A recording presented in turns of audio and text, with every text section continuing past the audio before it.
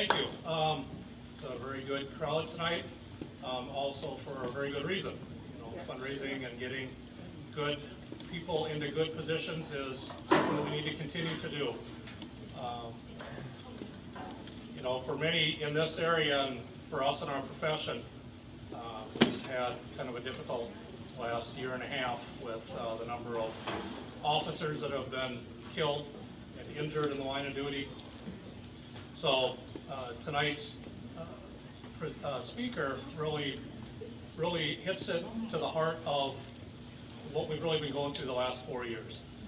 I put out a video a couple weeks ago and was really in defense of law enforcement and specifically to the law enforcement officers in Minnesota that really couldn't speak up. But one of the reasons I did that was the morning of the Burnsville shooting.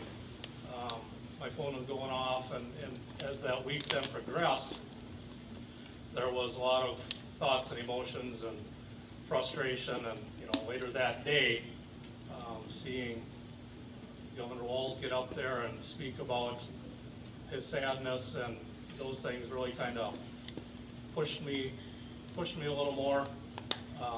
The week went on. A couple other media outlets had reached out to see how we were doing. What emotions the Burnsville killings brought up because of Katie Lysing, and how we were managing staff and officer wellness, and each one of those outlets, I voiced my frustration about politicians, specifically the 4 that I called out in that video. But none of them wanted to talk about that. None of them wanted to even go down that road.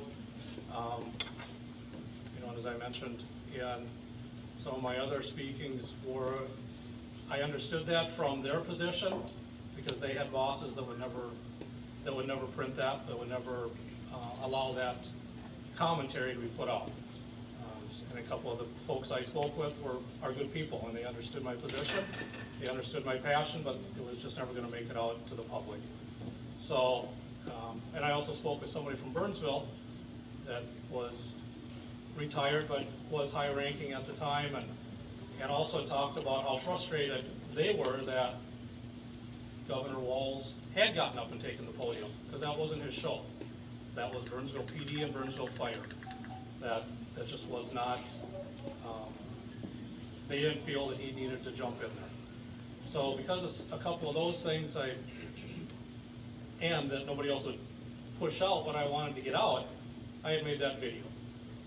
And as that video started to make the rounds, I was contacted by Liz Collins.